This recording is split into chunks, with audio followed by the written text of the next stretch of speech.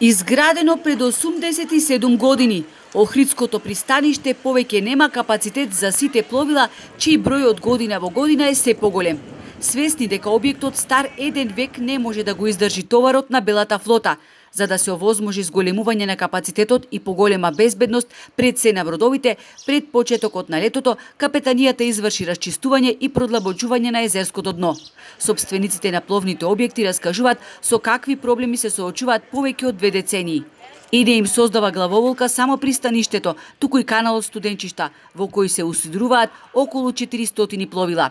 Пловни објекти само се множат. Ево сега има и 3 големи бродови ќе дојдат, се префрлет од еден брод на друг брод, некој ќе падне ќе се опери, овдека катамарани од едно пристаниште до друго пристаниште, значи каналот е затка со еден збор, можеме да речем, ништо таму не може. Врапче да влезе, а не уште 3 брода, 5 брода, 5 катамарани, 10, тоа е веќе не може да се помине, се влезе, да се излезе во гужви. И во една ваква ситуација во блиска еднина, во езерските води ќе заплуват уште 3 бродови, што значи покрај 50 катамарани, Охрид ќе има 10 бродови. Бога ми, тоа е веќе проблем каде ќе пристанат и каде ќе испловат, не знам. Ова пристаниште не бери. Значи мора да се направи, да се прошири пристаништето, да се направи марина, да се направат мали мостина, кој ќе се оди трпеца, нема кај да се пристапи. Ние трпеца одиме, кој ќе е ветар ги влакаме, луѓето назад ги враќаме. Зашто немаш кај да пристапи? Едно мост се нема таму, нигде. И не само таму, него сегде кај да одиш по обалава наша, несредена работа.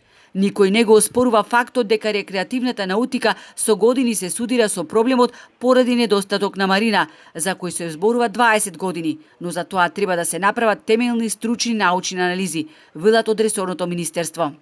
Утврдено е дека постои потреба од едно функционално решение кое ќе подобри состојбата со пловните објекти во Охрид, при тоа да се запазат сите еколошки стандарди.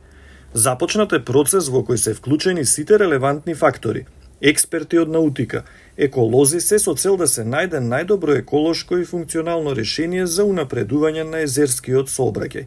Исто така ве информираме дека е извршено чистење на пристаништата во Охрид и Светинаум.